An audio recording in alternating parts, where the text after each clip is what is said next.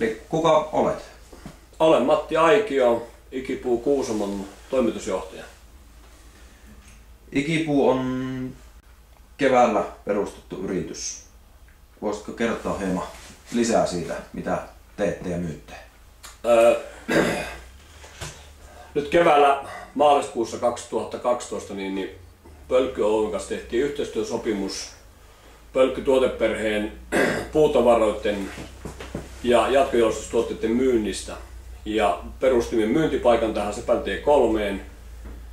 Ja keväällä kerkesimme rakentaa osaksi tämän alueen valmiiksi ja rakennustyöt jatkuu nyt syksyllä. Ja ensi keväänä pitäisi olla sitten täystehoisesti niin tämä Sepäntien 3 teollisuusalue käytössä.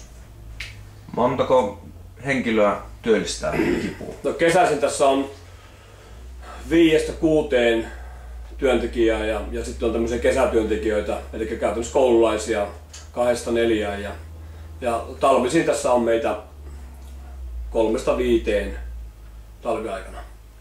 Mitä tulevaisuuden odotuksia ja näkymiä? No tällä hetkellä puhutaan sitä, että taantuma jyllää täällä koko Euroopassa Kuusamon mukaan luettuna ensimmäisen kesän perusteella niin myynti on kuitenkin ollut ihan hyvä, eli Kuusamossa on rakennettu ja varsinkin tämmöistä peruskorjausrakentamista on ollut ihan hyvin, eli myynti on ollut odotettu ja siinä vaiheessa kun lähdetään nousuun, eli tämä talous lähtee ylöspäin, niin näkymät on ihan hyvät. Mikä on Ikipuun myyntilupaus? Millä erotutte?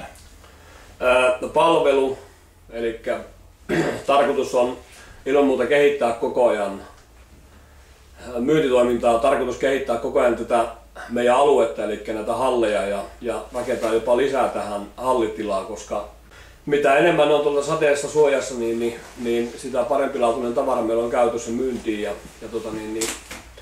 sitä kautta saada näitä semmoinen omaleimainen palvelu, mikä kohdistuu nimenomaan siihen, että asiakkaat lähtee täältä tyytyväisenä pois ja myös palaa takaisin.